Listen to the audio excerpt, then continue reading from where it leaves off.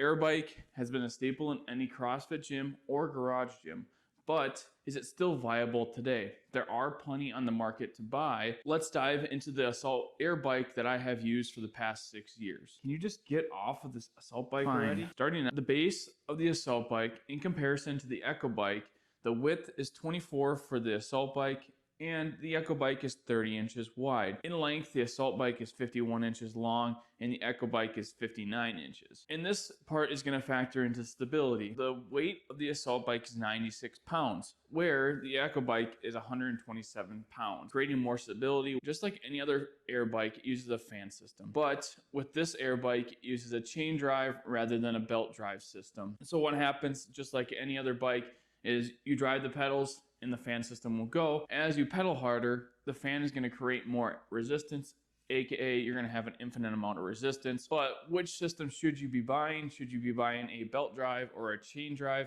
Wait till the end of the video, I'll discuss which one you should be buying. At the base of the Assault bike, we have the ability to rotate the feet to create more stability. And this can be key because of the fact that the Assault bike is so much lighter compared to other bikes. Depending on your height, you can actually slide the seat forward, or you can slide it back and lock it into place. You have the ability to raise the height of the seat by unscrewing, pull, and then pull it up, and then lock it into place. I compare the seat more to a normal bike seat. There isn't really much of padding. It's pretty stiff for the most part, but I don't really have an issue with it at all. So the nice thing with the monitor here too, is you do have the ability to set programs, whether you want to do interval, target time, target distance. It's not anything overly complex.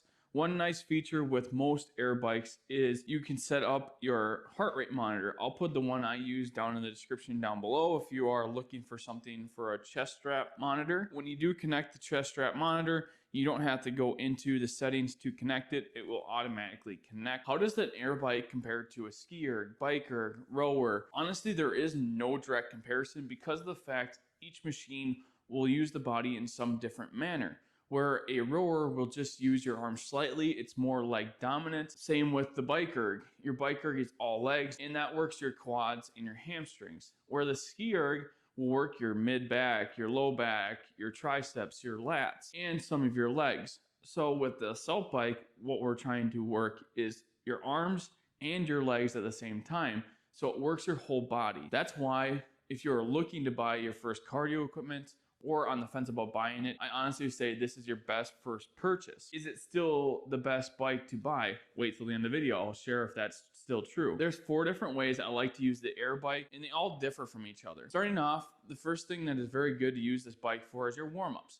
You don't have to be going over 100 RPMs. You just need to have a nice, light, active bike, and this helps get the blood moving. I do this before any of my activation stuff I do after. Now in training, there's 3 different ways I like to use it. First off, I like to use it for interval training. So an example is 2 minutes on, 1 minute off. This helps you learn how to recover correctly after getting off the bike. This will help build some cardio capacity and can also translate to some of the stuff in your workouts. The third one is during workouts. The reason why this is such a great tool in workouts is because it jacks your heart rate and it gets yourself used to those higher heart rates prior to movements and how you feel during those movements with the higher heart rate. The fourth and the most painful one is bike sprints. This can be anything from a 90-second bike sprint or a 10-minute max cals. The reason why bike sprints are so good is because it helps build your lactic acid threshold and understand where that point is. Assault bikes are a very good tool, but other bikes do stuff that is better. More specifically, this is something that Assault bikes can control. They use a chain drive over a belt drive system. Belt drives are going to be a lot more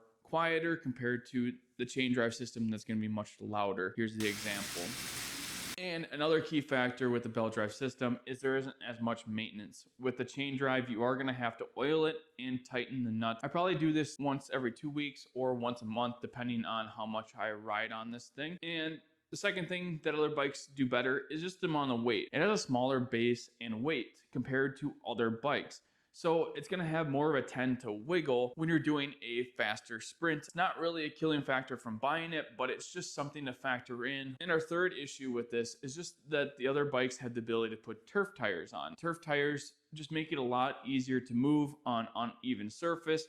and even mats, because mats you can dig in these little wheels into the ground and it just makes it tougher to move. But it is good for those bigger bikes, and I would recommend probably getting a turf tire on those bikes. Currently, would I pick the Assault bike over an Echo bike or some of the other options out there? The only way I would buy the Assault bike over an Echo bike is just being on the used market. If I went on the used market today, I could find an Assault bike for under $450, where an Echo bike, I'm getting closer to the price it actually goes for because it's still a newer bike compared to the Assault bike. And most Assault bikes will be on the lower used depending on the person. So just do your research before you buy the used equipment. For the Echo bike brand new, it's going to cost you $795. All these numbers do not include tax, where the Assault bike costs you $749. So really you're only saving 40 bucks by going with the Assault bike brand new. Also, if you're not looking to do so much maintenance on your bike, then I'd recommend going for the belt drive system,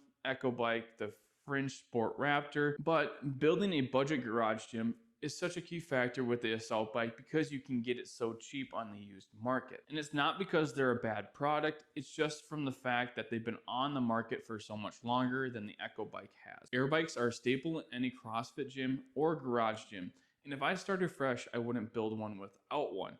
But this is only one step in building out your garage gym to be a complete garage gym.